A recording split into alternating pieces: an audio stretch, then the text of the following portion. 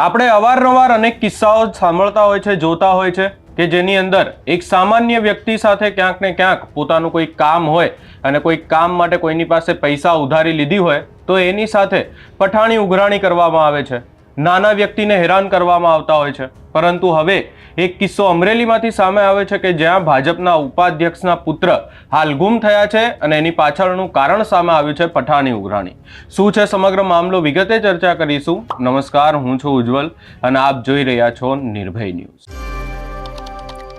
અમરેલી જિલ્લાના ભાજપના ઉપાધ્યક્ષ અને જે ઉદ્યોગપતિ પણ છે એવા સુરેશ પાનસુરિયાના પુત્ર હાલ ગુમ થયા છે અને આ વાતને લઈ અને આખા વિસ્તારમાં ચકચાર મચી છે. આટલા મોટા જે ભાજપના ઉપાધ્યક્ષ છે અને એમનો પુત્ર જ ગાયબ થઈ ગયો, કેવી રીતે ગુમ થયો એ વાતને લઈને અનેક ચર્ચાઓ થઈ રહી છે. આ ચર્ચાઓની વચ્ચે એમના પુત્રનો એક વિડીયો પણ સોશિયલ મીડિયામાં વાયરલ થઈ રહ્યો છે અને ત્યારબાદ એમને ક્યાંક ને ક્યાંક ધમકાવતા લોકોનો પણ વિડીયો વાયરલ થયો. આ આખી વાતને લઈ અને સૌપ્રથમ એ વ્યક્તિ દ્વારા શું કહેવામાં આવ્યું અને એ વિડીયો પણ નજર કરીએ.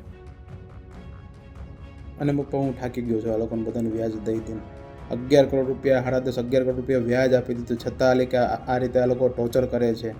કંઈ બહુ ઓછું ટોર્ચર નથી કરતા. એમના વાઈફના ફોન આવે, એમનો માણસ છે કિરણ સુથાર, દીક્ષિતભાઈનો માણસ ને આ ઉત્તમભાઈનો એનો માણસ છે કિરણ સુથાર, એ બી ધમકીઓ આપે, એ બી ગાળો આપે અને ઓફિસે આવીને કે હું આમ કરીશ તેમ કરીશ. એકવાર તો ન્યૂઝવાળાને લઈને આવ્યા હતા, ન્યૂઝમાં બધી જગ્યાએ ખાલી ખોટું આપણું નામ ખરાબ કર્યું. આ બધું પપ્પા હવે સહન નથી થતું. પપ્પા હવે હકીકત હું જે કરું છું ને પપ્પા એ હું મજબૂરીના લીધે કરું છું. પપ્પા સુરેશ પાનસુરિયા મારું નામ છે. સાવરકુંડલા ખાતે મારો દીકરો આ 2 દિવસ પહેલાં આવ્યો હતો. ઘરેથી રાતે 11 વાગે નીકળ્યો હતો ગુરુ આશ્રમે અને માતાજીને માટે પગે લાગવા જાવ છે એવું કહે. પણ એ રવિ ઘણા ટાઈમથી ટ્રેસમાં રહેતો હતો અને જે વડોદરા ખાતે જે 2-3 જણા પાસે તેને ફાઇનાન્સ લીધું હતું. ફાઇનાન્સ તો લગભગ બધા ડેવલપરો લેતા જ હોય છે જરૂર પડે ત્યારે ધંધા માટે.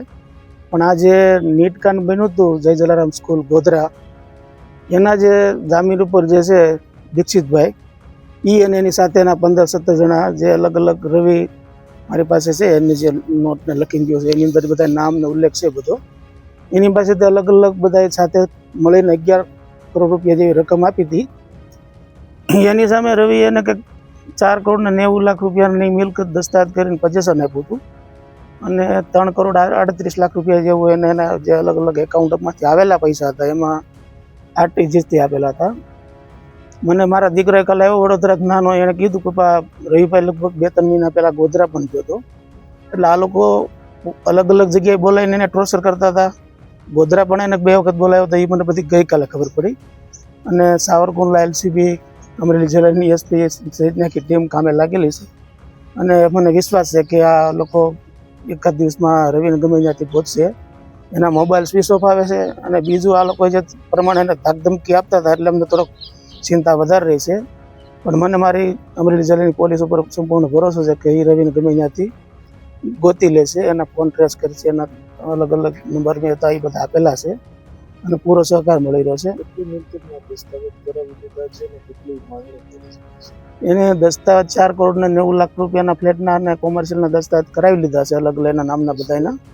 એ સિવાય 3 ને 38 એને આપણે આરટીજીએસ તેના એકાઉન્ટમાં રવિ આપેલા છે.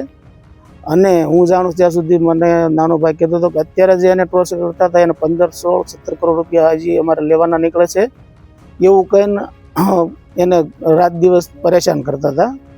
અને એમાં એ ઘણો મેં 1-2 વખત પૂછ્યું બેટા મેં કીધું આવું કાંઈ હોય તો મને કે ના પપ્પા કે બધું ચાલે છે. જ્યારે સાબરમતી જેલની અંદર નીટકોનવાળા જે ભાઈ દીક્ષિતભાઈ હતા જ્યારે લોકઅપમાં સીબીઆઈમાં, ત્યારે પણ રવિને અહીંયા બોલાવ્યો હતો.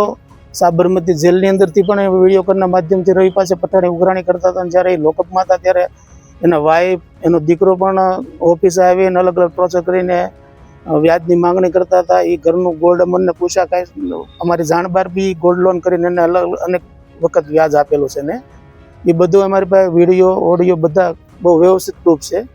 અને એ ઓડિયો બી મેં સાહેબને આજે સંભળાવ્યો હતો એસપી સાહેબને, ત્યારે એમને ખબર પડી કે ખરેખર આખી ઘટના ગંભીર છે અને વ્યાજનું જ છે. અને આ લોકો એટલા બધા આના સિવાયના પીડિત છે કે કદાચ જો બાનાખતના આ બધી જે મેટર છે એ બહાર આવશે તો આના પીડિત વડોદરા શહેરની અંદર ગણાય છે. અને 11 કરોડ આપ્યાની સામે લગભગ 70 કરોડના 70-75 મિલકતના એણે બાનાખત કરાવી લીધા હતા. એટલે આ જે રવિ જ્યારે આવે ને ત્યારે અમને પાકી પ્રોપર ખબર પડે. અમારે તે અત્યારે એક જ છે કે પહેલાં અમારા દીકરાને ગમે ત્યાંથી આ લોકો હાજર કરે. અમે રાત દિવસ અત્યારે બધા અલગ અલગ સ્થાનો ઉપર બધી ગોતીએ છીએ. એ આવી જાય ત્યારે આના કરતાં જે વિશેષ હકીકત હશે એ રવિ બધાને જાણ થશે આપણને. રાત્રે નહીં વયો ગયો અને કોઈ લઈ ગયો હોય એવી શંકા તમને લાગે છે? ના, બની શકે, પણ રાતના 11 વાગ્યા તો એ મારા કાકાના દીકરોની ઘરે આવીને સૂતા. પછી મારા મમ્મી પપ્પા અહીંયા હતા. પૂનમ આવતી એટલે દર પૂનમ અહીંયા આવતા હોય છે, હું પણ આવતો હોઉં છું.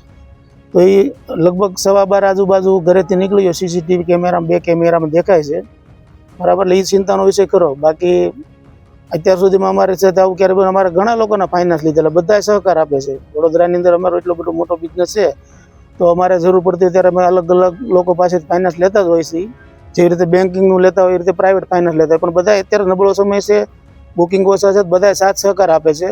કોઈ એમને એવું પ્રેશરાઇઝ નથી. આ જે ટીમ છે 15-17 જણાનો અમને ખબર છે, અમારાથી નાના ભાઈને ખબર છે કે રવિ પર આ લોકો બહુ પ્રેશર કરતા હતા. ત્યારે જ આ મારા દીકરા એવું પગલું કર્યું. બાકી કોઈ દિવસ આ કોઈને ઓફિસે કોઈ દિવસ નબળો જવાબ એના નથી આપ્યો ક્યારેય. હા, વિડીયો બી એને બનાવ્યો છે મને કે પપ્પા હું અત્યાર સુધી નહોતો કરતો પણ હવે એટલો અસહ્ય ત્રાસેલો છું ને કે તમે એની વાત જવા દો. એવો વિડીયો બી મારામાં એને નાખેલો છે. હવે આ આખી ઘટનાની જો વાત કરવામાં આવે તો 31 ડિસેમ્બર એ વ્યાજખોરોના ત્રાસથી સુસાઇડ નોટ લખી અને જે આ ભાજપના ઉપાધ્યક્ષ છે અમરેલીના, એમનો પુત્ર રવિ પાનસુરિયા ગુમ થઈ ગયો હતો. ત્યારબાદ અનેક ચર્ચાઓએ વેગ પકડ્યો કે આખો મામલો શું છે, અને આ આખો મામલો સામે આવ્યો ગોધરા નીટ કાંડથી. આખી જો વાત કરવામાં આવે તો નીટની પરીક્ષા લેવામાં આવે છે અને એક્ઝામમાં ક્યાંક ને ક્યાંક પેપર લીક થવાના પણ અનેકવાર ચર્ચાઓ થઈ. આ ચર્ચાઓની વચ્ચે હવે આ નીટ કાંડમાં આમનું જે નામ સામે આવ્યું હતું એની સામે હવે ક્યાંક ને ક્યાંક એને જે વ્યક્તિઓ છે એટલે કે દીક્ષિત પટેલ સહિત 16 વ્યક્તિઓ પાસેથી આ જે ભાજપના ઉપાધ્યક્ષ છે એમનો પુત્ર રવિ પાનસુરિયાએ ઓછામાં ઓછી 11 કરોડ 25 લાખથી વધારે વ્યાજે લીધા હોવાનું સામે આવ્યું છે. આ આખી વાત પોલીસની અરજીમાં ઉલ્લેખ કરવામાં આવ્યો છે. આખી વાતનું વધુમાં કહેવામાં આવ્યું છે કે 4 કરોડ અને 90 લાખની મિલકત અને 3 કરોડ 38 લાખ રૂપિયા આરટીજીએસથી ચૂકવી પણ દીધેલા છે. પરંતુ જે 2 કરોડ અને 97 લાખ બાકી હતા એ બાબતને લઈ અને આની સાથે ક્યાંક ને ક્યાંક એની સામે 15 કરોડ જેટલા એમણે વ્યાજે આપી દીધા હોવાની વાત સામે આવી છે. આ આખો કરોડોનો ખેલ છે. એની અંદર હવે પઠાણી ઉઘરાણીને લઈ અને આખરે કંટાળી થાકી અને રવિ પાનસુરિયા ગુમ થયા હોવાની વાત સામે આવી છે. આગામી સમયમાં જોવાનું રહેશે કે આખી વાતને લઈ અને શું નિર્ણય આવે છે.